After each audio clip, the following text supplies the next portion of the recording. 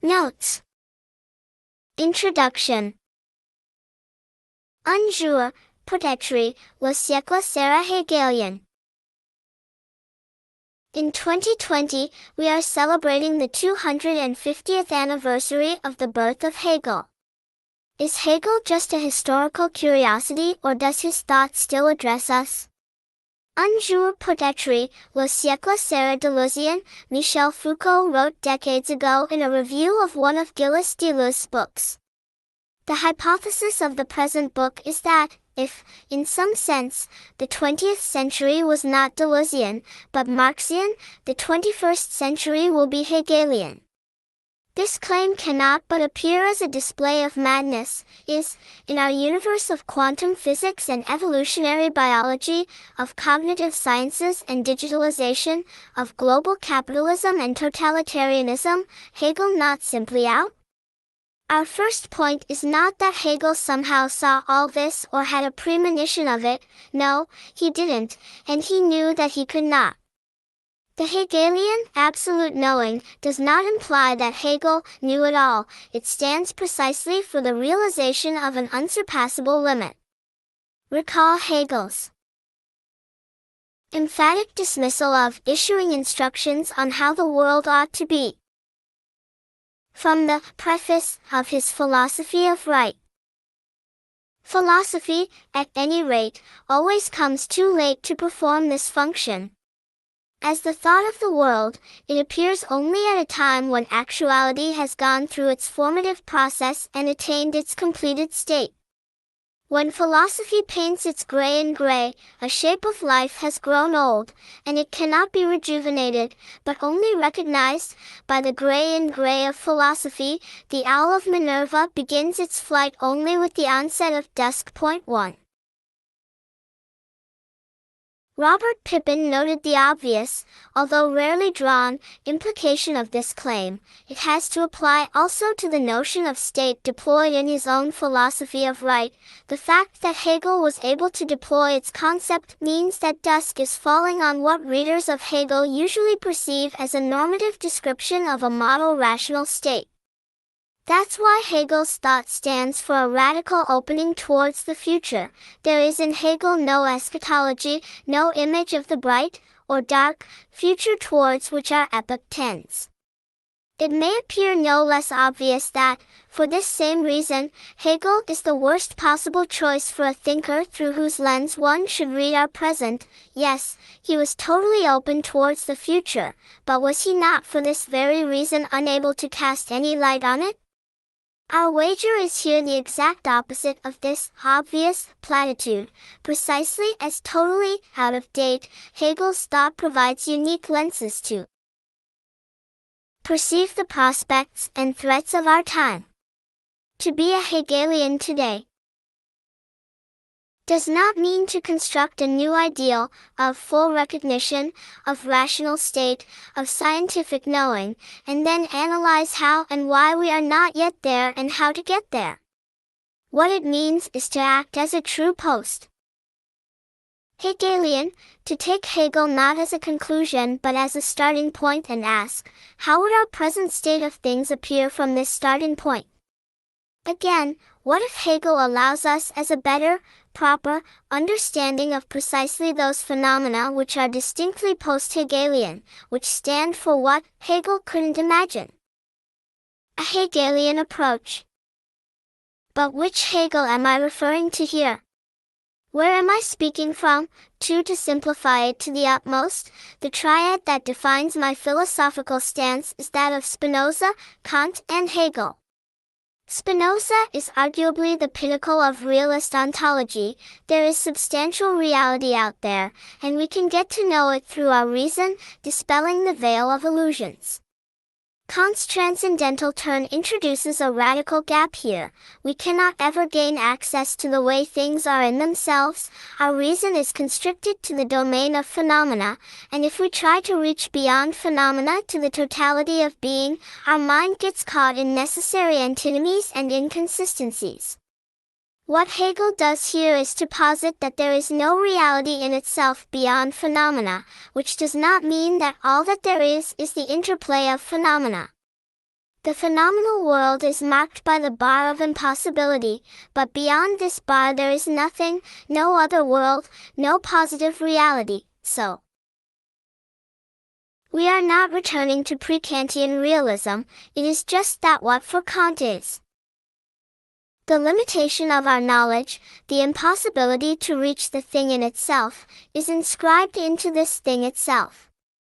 But, again, can Hegel still play this role of the unsurpassable horizon of our thinking? Does the true rupture with traditional metaphysical universe, the rupture which defines the coordinates of our thinking, not take place later? The safest indication of this rupture is our gut feeling that overwhelms us when we read some classical metaphysical text. Something tells us that today, we simply cannot any longer think like that. And does such a gut feeling also not overwhelm us when we read Hegel's speculations about the absolute idea, etc.? There are a couple of candidates for this rupture which makes Hegel no longer our contemporary, beginning with the post-Hegelian turn of Schelling, Kierkegaard, and Marx, but this turn can be easily accounted for in the terms of an imminent reversal of the German idealist topic. With regard to philosophical issues that predominated in the last decades, a new and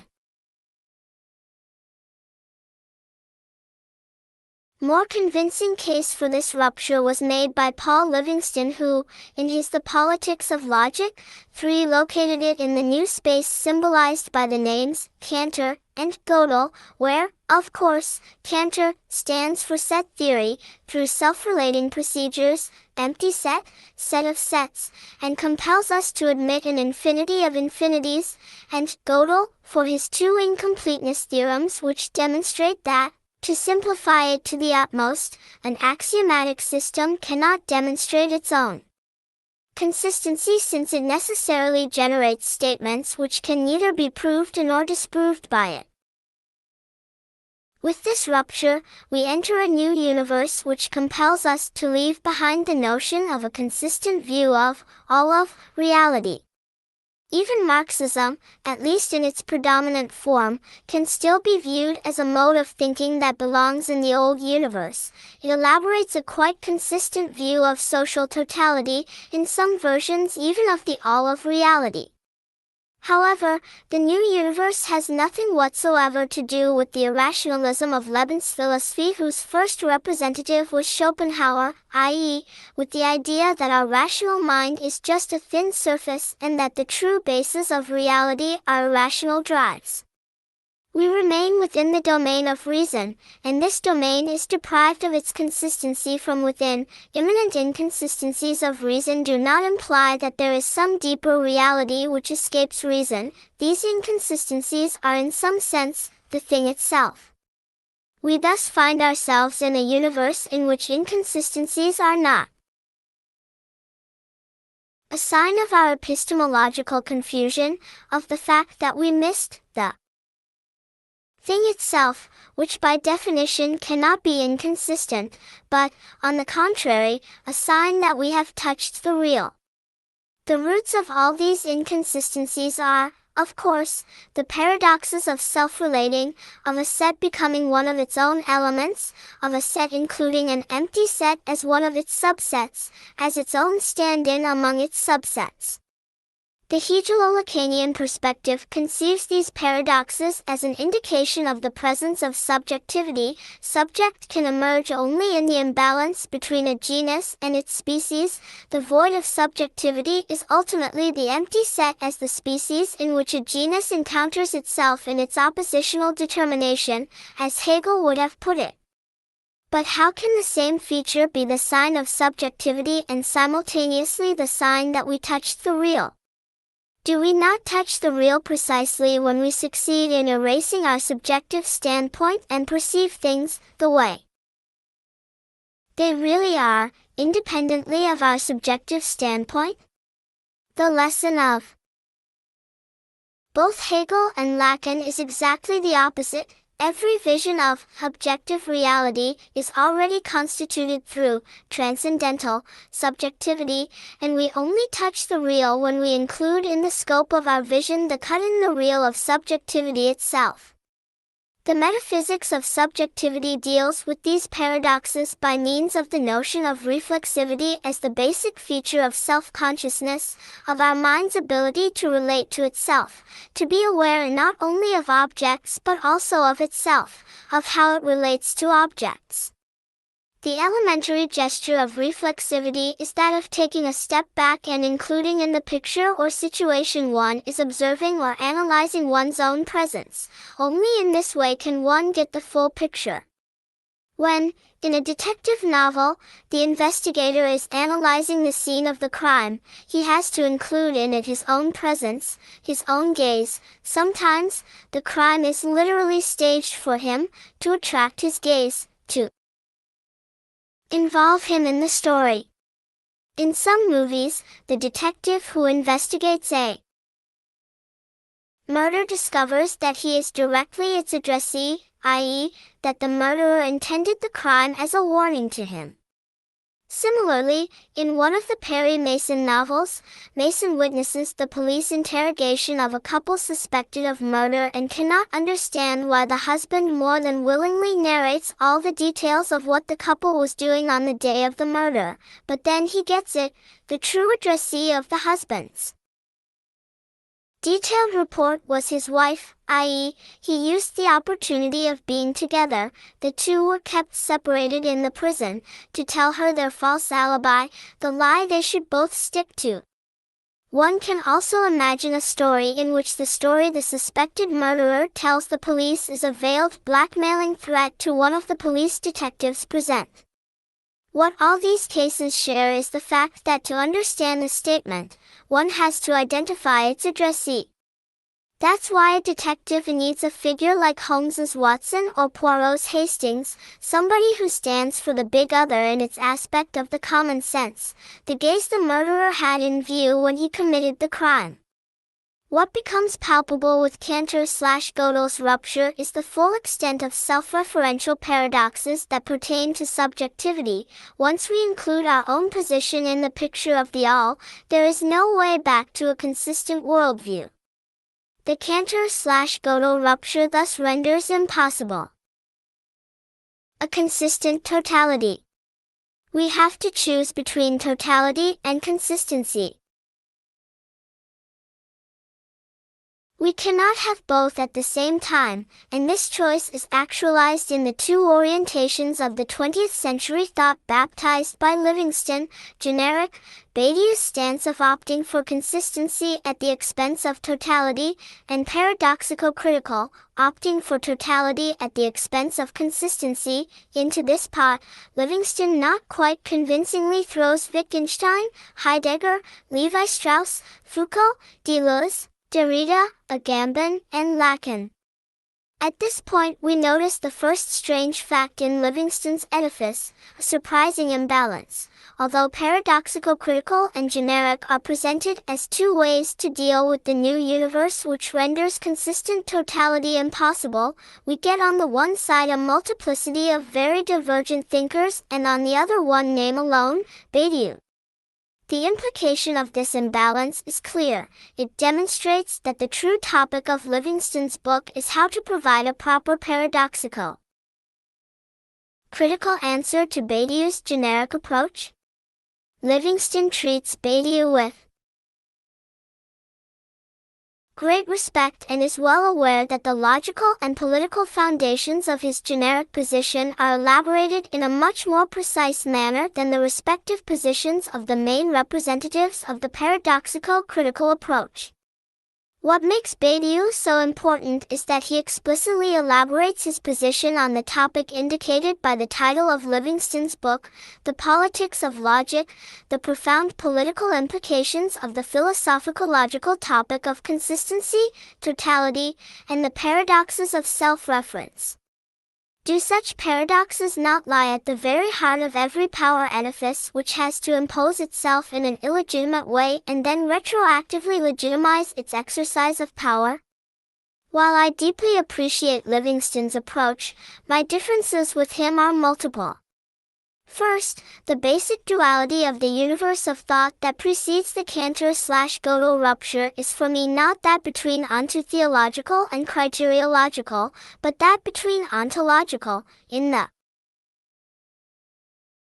sense of realist universal ontology, and transcendental, between Spinoza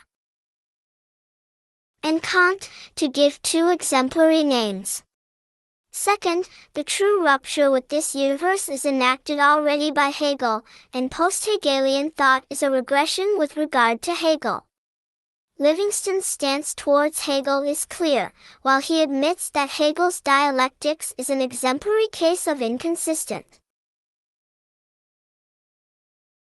totality. He claims that, nonetheless, in Hegel's thought this inconsistency is ultimately sublated in a larger totality of rational self-development, so that antagonisms and contradictions are reduced to subordinated moments of the one.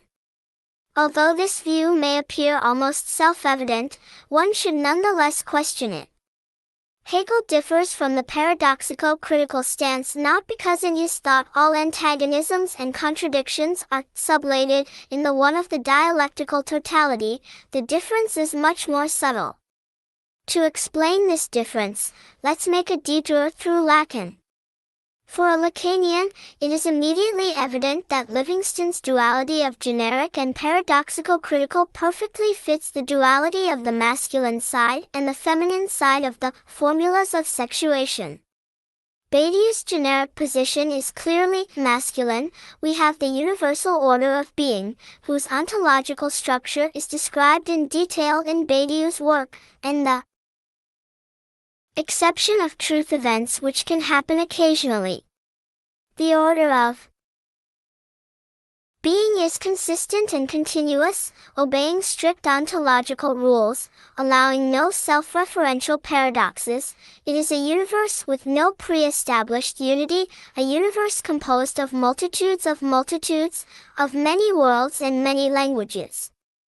Badiou provides here a great lesson against the traditional wisdom according to which life is a circular movement and ultimately everything returns to dust, for this closed circle of reality, of its generation and corruption, is not all there is. Miracles happen from time to time. The circular movement of life is suspended by the eruption of something that traditional metaphysics and theology called eternity. A moment of stasis in the double sense of the term, fixation, freezing of the movement of life, and simultaneously disturbance, unrest, the rise of something that resists the regular flow of things.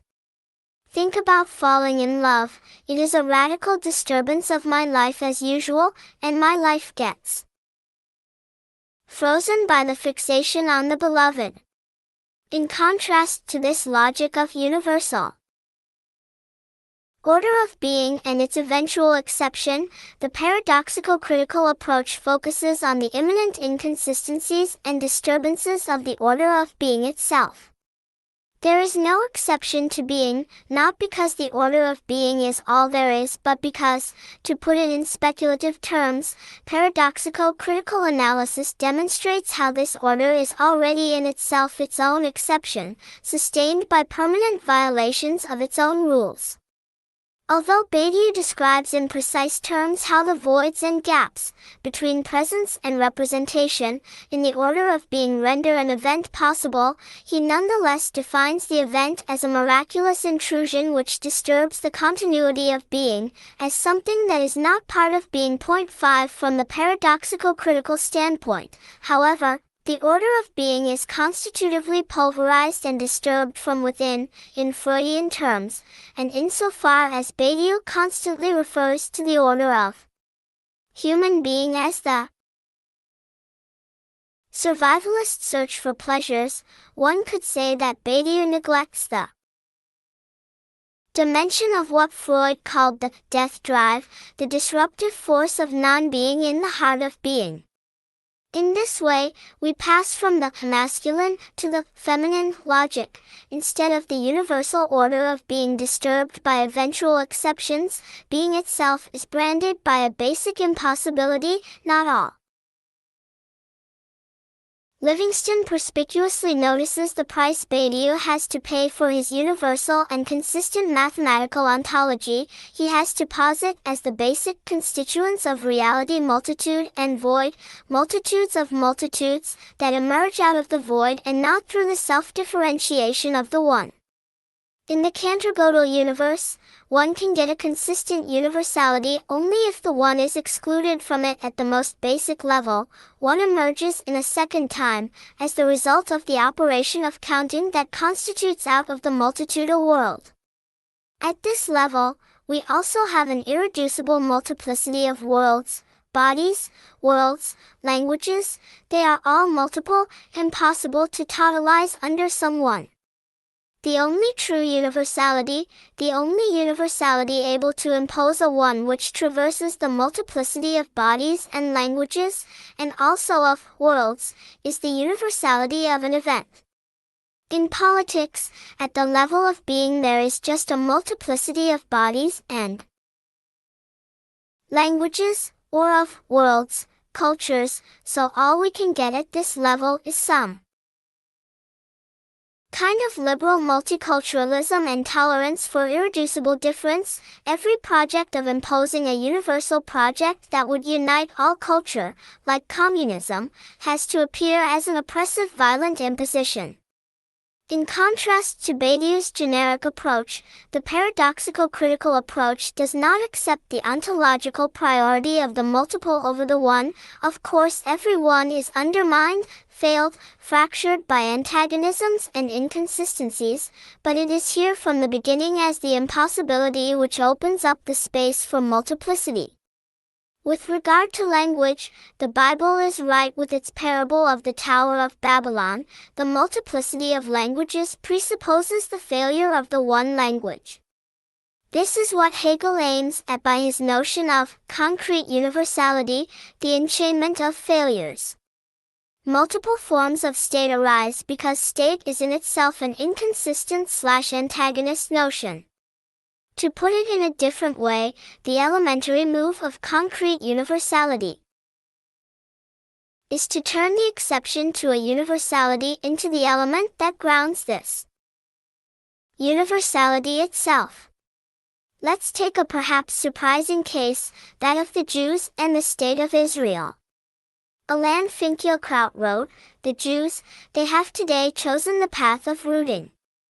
6. It is easy to discern in this claim an echo of Heidegger who, in his Spiegel interview, asserts that all essential and great things can only emerge from our having a homeland, from being rooted in a tradition. The irony is that we are dealing here with a weird attempt to mobilize anti-Semitic clichés in order to legitimize Zionism. Anti-Semitism reproaches the Jews for being rootless, and it is as if Zionism tries to correct this failure by belatedly providing Jews with roots. No wonder many conservative anti-Semites ferociously support the expansion of the State of Israel. However, the trouble with Jews today is that they are now trying to get roots in a place which for thousands of years was not theirs but inhabited by other people. The solution is here not to renormalize the Jews into yet another rooted nation, but to turn the perspective around. What if Jews as the exception are a true stand-in for universality, i.e., what if, at the most radical level, we are all Jews? What if being rootless is the primordial state of being human, and our roots are a secondary phenomenon, an attempt to obfuscate our constitutive rootlessness? But Hegel here takes a step further from what Livingston describes as the paradoxical critical stance. For Hegel, the one of self-identity is not just always inconsistent, fractured, antagonistic, etc. Identity itself is the assertion of radical, self-difference. To say that something is identical with itself means that it is distinct from all its particular properties, that it cannot be reduced to them. A rose is a rose means that a rose is something more than all its features. There is some je quoi which makes it a rose, something more in a rose than the rose itself. As this last example indicates, we are also dealing here with what Lacan called objet petit, the mysterious X beneath all its properties that makes an object what it is, that sustains its unique identity. More precisely, this more oscillates between the sublime and the ridiculous or vulgar, obscene even. To say, a law is a law, means that, even if it is unjust and arbitrary, an instrument of corruption even, a law remains a law and has to be respected. The minimal structure of identity, which is always self-identity since it is, as Hegel knew it, a category of reflection, is thus 1-1a. A thing is itself in contrast with its determinate properties, and objet A is the unfathomable excess that sustains this identity. This, finally, brings us to the subtle difference between Hegel and the paradoxical critical approach. It is not that Hegel subordinates inconsistencies and antagonisms to some higher unity, it is, on the contrary, that for Hegel identity, the unity of the one, is a form of self-differentiation. Identity is difference brought to the extreme of self-relating. The unity of the one is not permanently threatened by cracks and inconsistencies, the unity of the one is the crack as such. What this means is that the Hegelian totality is paradoxical, inconsistent, but not critical in the sense of resisting the power center. It is not caught in the eternal struggle to undermine or displace the power center, in search of cracks and undecidable excesses that disturb and deconstruct the power edifice. Or, to put it in the Hegelian terms of speculative identity, power is its own transgression, grounded in violations of its own founding principles. Although the paradoxical critical approach brings out the inconsistencies that are constitutive of our identities, its critical stance commits it to the goal of overcoming these inconsistencies. This goal is, of course, out of reach, forever missed and postponed, which is why the paradoxical critical approach perceives itself as an endless process. Derrida, the ultimate paradoxical critical thinker, likes to talk about deconstruction as an infinite pursuit of justice, and, in politics, about democracy to come, never already here. In clear contrast to this stance, Hegel is not a critical thinker. His basic stance is that of reconciliation, not reconciliation as a long-term goal but reconciliation as a fact which confronts us with the unexpected bitter truth of the actualized ideal. If there is a Hegelian motto, it is something like, find a truth in how things go wrong. The message of Hegel is not the spirit of trust, the title of Brandam's latest book on Hegel's phenomenology, but rather the spirit of distrust. His premise is that every large human project goes wrong and only in this way attests to its truth. The French Revolution wanted universal freedom and climaxed in terror. Communism wanted global emancipation and gave birth to Stalinist terror. Hegel's lesson is thus a new version of Big Brother's famous slogan from Orwell's 1984, "Freedom is slavery." When we try to enforce freedom directly, the result is slavery. So whatever Hegel is, he is decidedly not a thinker of a perfect ideal that we approach infinitely. Heinrich Heine, who was Hegel's student in the Philosophers' last years, propagated the story that he once told Hegel he could not endorse Hegel's formula, all that is actual is rational, and that Hegel looked carefully around and told his student not too loudly, perhaps, I should say, all that is actual should be rational.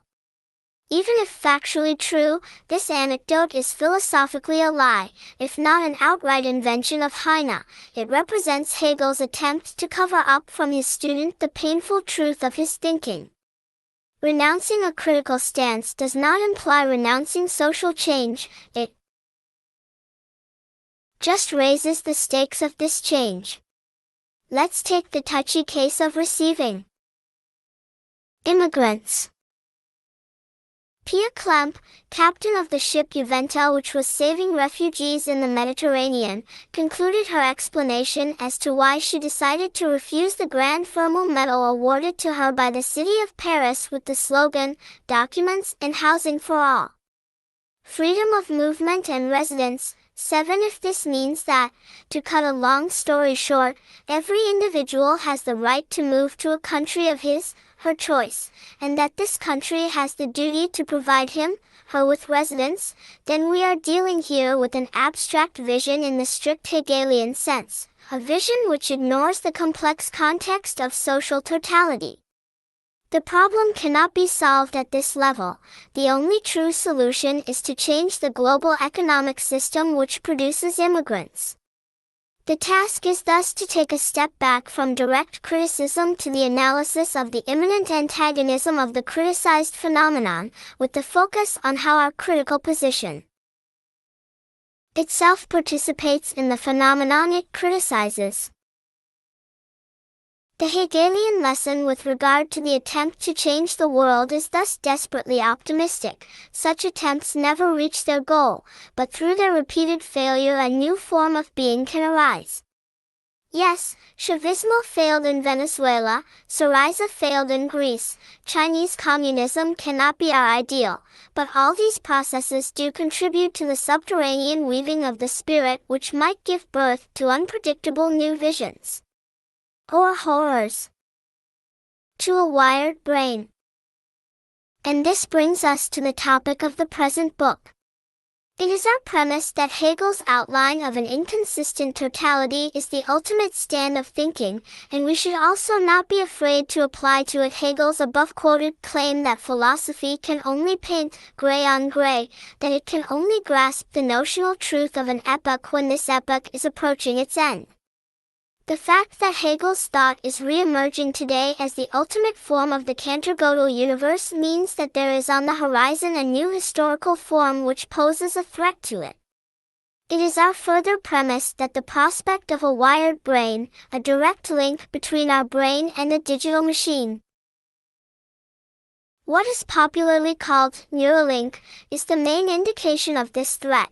So the question is, what will happen with the human spirit, with our subjectivity, if something like the wired brain will effectively emerge?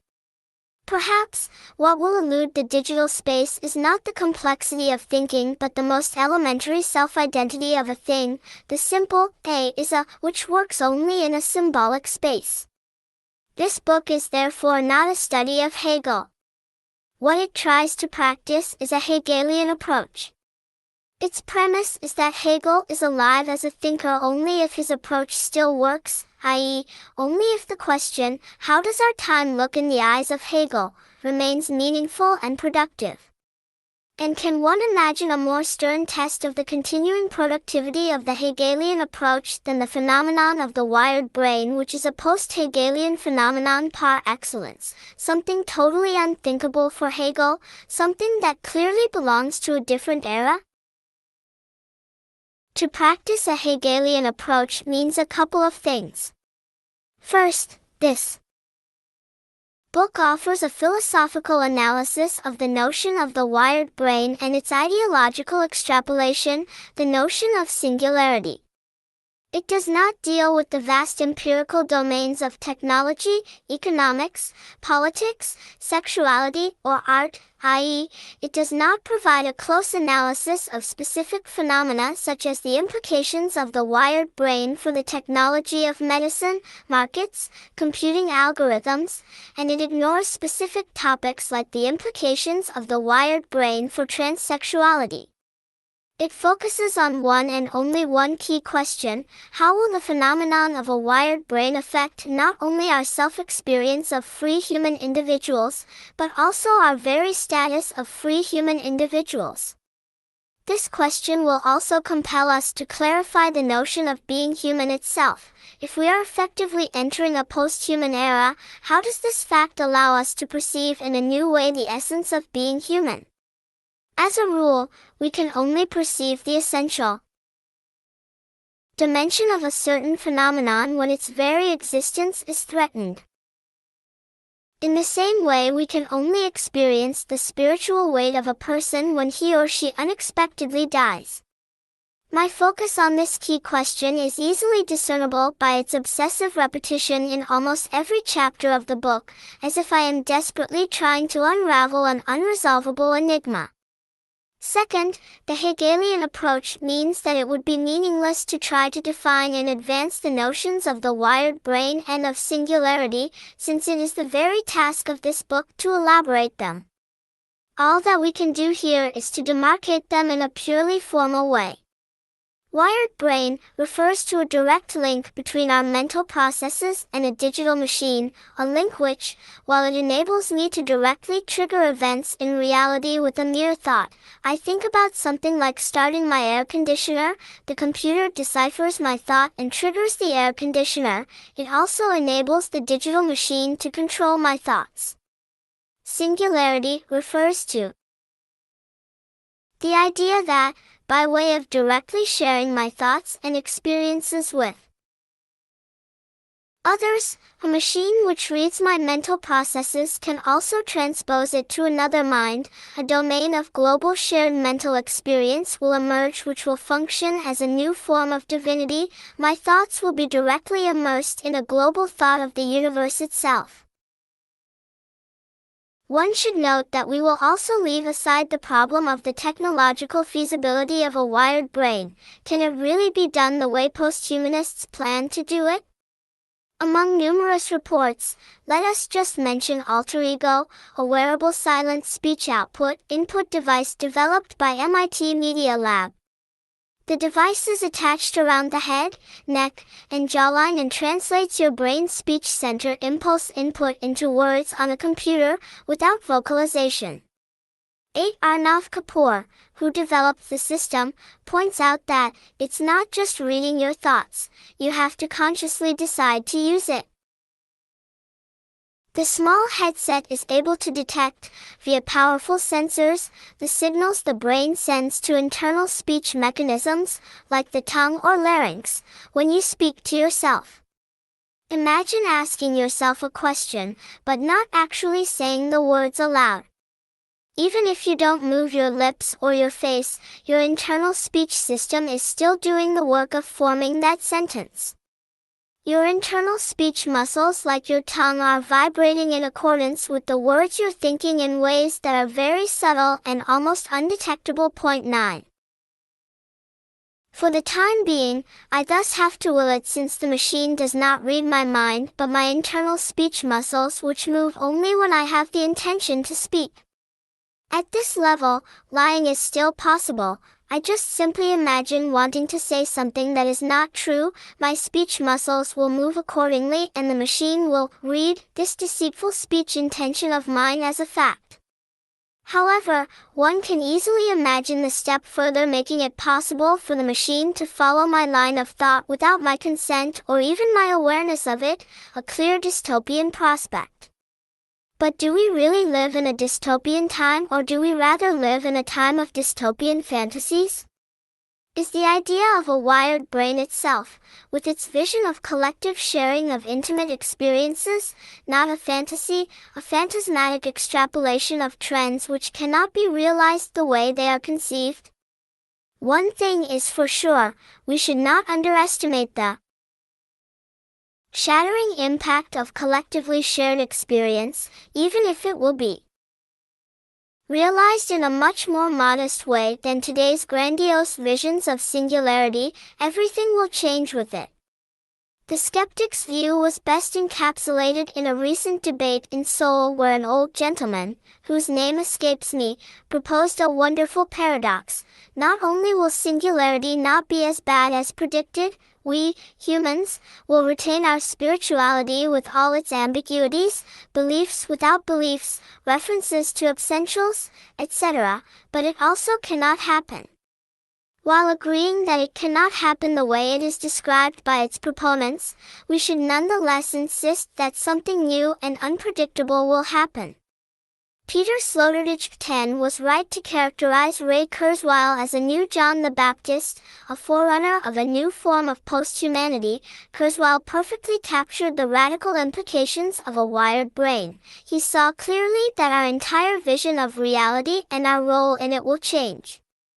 More than the idea of a wired brain, Kurzweil's notion of singularity relies on the prospect of artificial intelligence, AI. He predicts that, due to the exponential growth of the capacity of digital machines, we will soon be dealing with machines which will not only display all the signs of self-awareness, but also far surpass human intelligence. We should not confuse this post-human stance with the paradigmatically modern belief in the possibility of total technological domination over nature. What we are witnessing today is an exemplary dialectical reversal. The slogan of today's post-human sciences is no longer domination, but surprise, contingent, non-planned emergence. Jean-Pierre Dupuy detected a weird reversal of the traditional Cartesian anthropocentric arrogance which grounded human technology, the reversal clearly discernible in today's robotics, genetics, nanotechnology, artificial life, and AI researches. How are we to explain that science became such a risky activity that, according to some top scientists, it poses today the principal threat to the survival of humanity? Some philosophers reply to this question by saying that Descartes' dream, to become master and possessor of nature, has turned wrong, and that we should urgently return to the mastery of mastery. They have understood nothing. They don't see that the technology profiling itself at our horizon through convergence of all disciplines aims precisely at non-mastery. The engineer of tomorrow will not be a sorcerer's apprentice because of his negligence or ignorance, but by choice. He will give himself complex structures or organizations, and he will try to learn what they are capable of by way of exploring their functional properties, an ascending, bottom-up approach. He will be an explorer and experimenter at least as much as an executor. The measure of his success will be more the extent to which his own creations will surprise him than the conformity of his realization. To the list of pre-established tasks. Point 11. Is this weird tendency to actualize self-annihilation not a clear and unexpected form of what Freud called the death drive? The motor of this self-surpassing of humans is the ongoing scientific progress in evolutionary biology, neurology, and cognitivist brain sciences, which is sustained by a weird form of shame. The shame about our biological limitations, our mortality, the ridiculous way we reproduce ourselves, what Gunther Anders called the Promethean shame. 12. Ultimately simply the shame that we were born and not manufactured. Nietzsche's idea that we are the last men, laying the ground for our own extinction and the arrival of a new overman, is thereby given a scientific technological twist. However, due to our limitations, we shall ignore in this book the topic of AI. Although AI and the wired brain are obviously interlinked, they are clearly distinct. AI can surpass us, humans, without drawing us into the space of shared experience, i.e., leaving our miserable brains to function the way they always have until now. We therefore presume that, in spite of all simplifications and exaggerations in the public media, something is going on in this domain, and we will limit ourselves to questioning its philosophical implications and consequences. This is why the vision of singularity is worth addressing, in spite of the overload of New Age obscurantism mixed with techno-naivety, we should paraphrase Groucho Marx and say, they claim to present something really new, and they act like they present something really new, but this shouldn't deceive you, they do point towards the emergence of something really new. At this early stage of development, we can only speculate how the immersion in singularity as the space of shared thoughts and experiences will be organized. How will the subject and/or the machine decide to get connected or disconnected? How will the scope of connection be decided? How much of the machine's knowledge will be accessible to me? In what way and with whom will I share experiences? We should just bear in mind that all these are also questions of utmost political importance. Point 13. The point is thus not to criticize the ideas on human mind and language presupposed by Musk, Kurzweil, and other proponents of the wired brain. As naive and primitive, of course they combine a common-sense notion of ego with vulgar naturalism, but the point is that these ideas can become reality insofar as they will be embodied in digital machines which will scan and treat our brains. Even when Musk and others talk about how the wired brain can threaten our humanity, they conceive this threatened dimension, the essence of our being human, in a very narrow and misleading way. So, perhaps, the true threat to our being human resides in the very narrow and misleading notion of being human that Musk, Kurzweil, and others automatically assume in their description of what is threatened by the wired brain. When we talk about post-humanity, we should always be attentive to how we understand humanity itself. Perhaps, the prospect of post-humanity will enable us precisely to gain a new insight into what being human means. Point 14. Three dimensions are therefore inextricably interlocked in our project: theoretical, experiential, and institutional. We oscillate all the time between these three dimensions. 1. Inquiry into the structure of a wired brain, what its theoretical implications will be. 2. What it will mean for individuals to have their brains wired, how it will transform their self-experience. 3. And, last but not least, what will be the socio-political institutional implications of wired brains, what kind of new power relations wired brains will give birth to, how the vast digital network sustaining it will be organized and regulated. Military institutions are reacting to this threat in a predictable way. Wanted, military ethicist. Skills, data crunching, machine learning, killer robots. Must have, cool head, moral compass, and the will to say no to generals, scientists, and even presidents. The Pentagon is looking for the right person to help it navigate the morally murky waters of artificial intelligence, AI, billed as the battlefield of the 21st century. 15. A pseudo-solution in the vein of different ethical committees meant to limit the misuses of science. Of course, what is needed is the public transparency of such projects. A well-informed observer cannot help but note that these same three dimensions are constitutive of every ideology. Let's take religion. A religion is, 1. A system of beliefs elaborated by theology that contains answers to big questions about the ultimate nature of reality.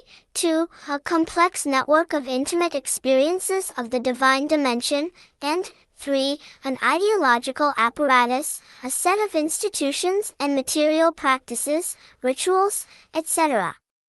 And the same goes for psychoanalysis, which is a theory, not only, about the human psyche, a clinical practice, and, we should never forget, an organized crowd, a therapeutic institution with its rules of identification. Point 16. Back to singularity, it comprises the same three dimensions. It offers a new account of humanity and its passage into post-humanity, even with a new theological dimension. It promises a new subjective experience of being immersed in a space of collective mind, but the aspect that is regularly neglected, singularity, will also imply a vast network of machines embedded in our social relations of domination. Will we simply be controlled by machines? Will a part of humanity retail a privileged contact with them? To put it in brutally simplified terms, how will the eventual Rise of singularity affect capitalism and forms of social power? One should therefore submit the idea of a wired brain to a critical analysis that works at three different levels. First, but this is outside the scope of this book, we should question its technological feasibility. Can we really construct machines that will directly interact with the neuronal flow that provides the immediate material base of our self-awareness?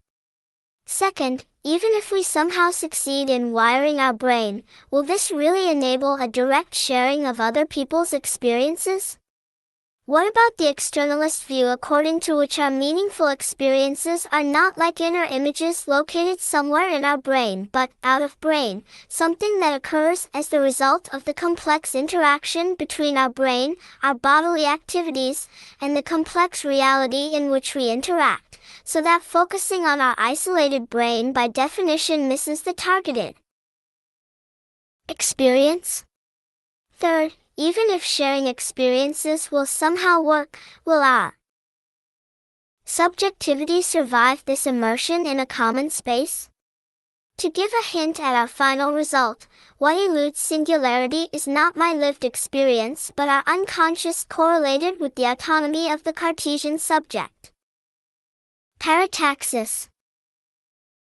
One last caveat, a Hegelian approach that focuses on basic notions does not involve a systematic conceptual analysis which ignores particular content. If one reads Hegel closely, one quickly realizes that Hegel really proceeds in a paratactic way, moving in often violent jumps from one to another particular content, and this book is also a paratactic presentation of its topic.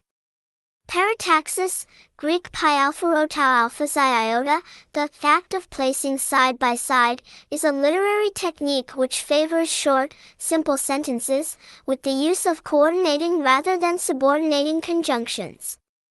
In poetic parataxis, two images or fragments, usually starkly dissimilar images or fragments, are juxtaposed without a clear connection, so that readers are left to make their own connections implied by the paratactic syntax. So in some sense, the reproach that this book is neither about Hegel nor about the wired brain hits the mark. It hits the mark, but it misses the point, which is precisely to circulate in a paratactic mode around its two nodal points. Is such a procedure not utterly foreign to Hegel's systematic approach? No. Can one imagine a more paratactic work than Hegel's Phenomenology of Spirit? The secret model of the present book is my favorite work of E.L. Doctorow, Lives of the Poets, a novella and 6 stories, 6 completely disparate short stories, with some subterranean echoes between them, are followed by a novella about a New York writer from which it becomes clear that the stories are fragments of the writer's imagined autobiography. This book could also have been subtitled, A Treatise and 7 Essays on Disparate Topics, Neuralink, Theology of the Fall, Deadlocks of the Construction of Socialism in the Early USSR, A New Police State of Digital Control, are followed by a more substantial treatise which refers to all that precedes in order to account for the philosophical implications of the prospect of a wired brain. We begin with the political implications of the digitalization of our lives.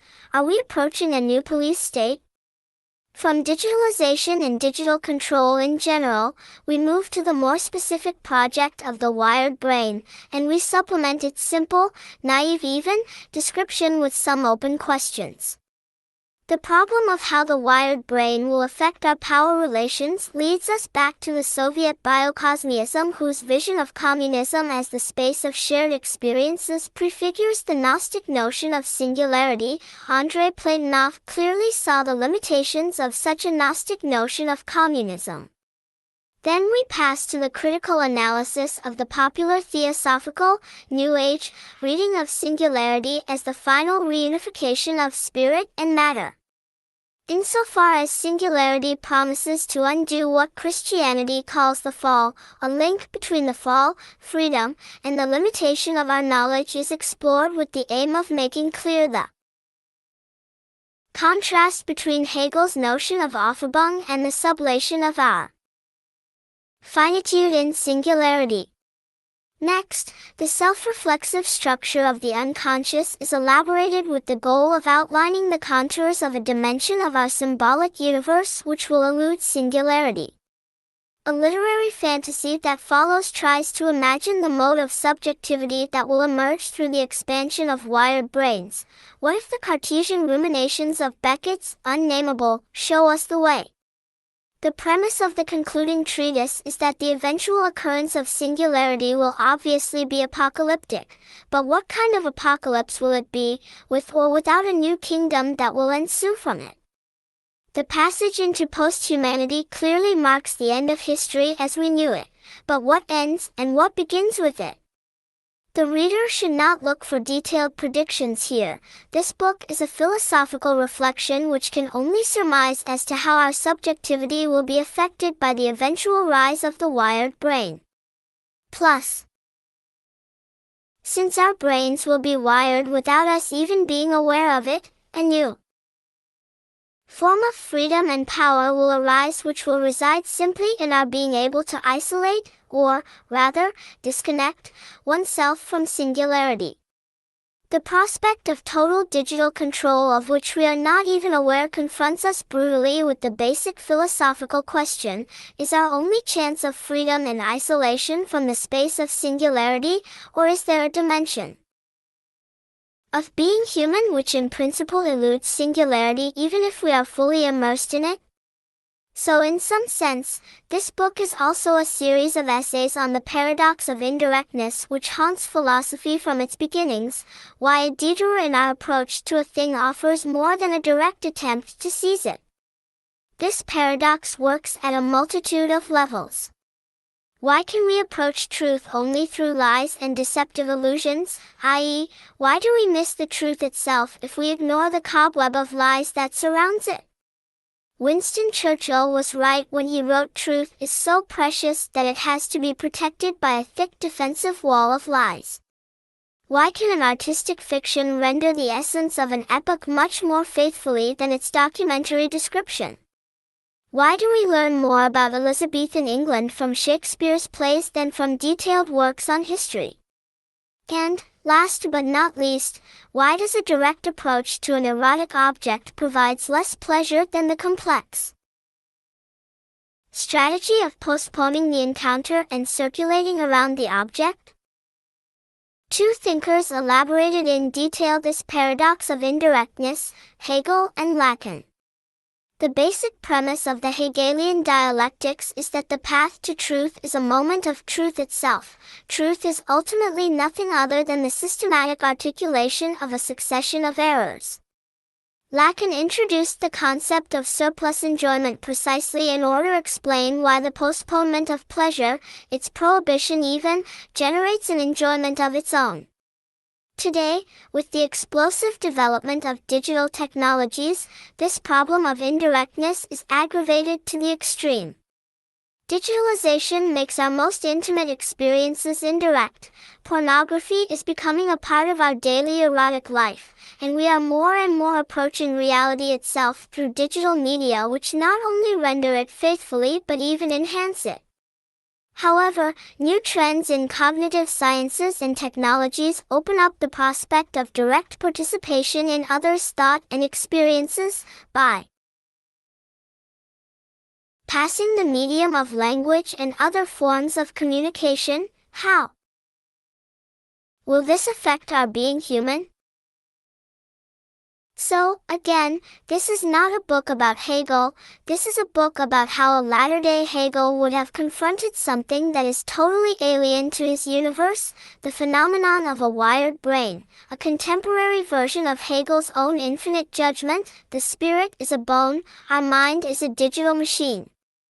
Hegel says that the true beginning of logic is the resolve to think anything at all, to do something, even if not in the sense of a positive action. A Heideggerian would immediately read this claim as a proof that Hegel remains within the horizon of the metaphysics of willing. While this reading can be rejected, the fact remains the founding role if the resolve signals the dimension of subjectivity, but in a very complex way, not just that somebody has to think thoughts. The status of resolve in Hegel is not psychological or irrational, an irrational excess external to logic, but strictly logical, immanent to the logical edifice. This same resolve has to intervene directly at every important turn when something radically new emerges. At such turning points, we have to resolve anew to think if we want to effectively grasp the new phenomenon, and the prospect of Neuralink is definitely such an occasion.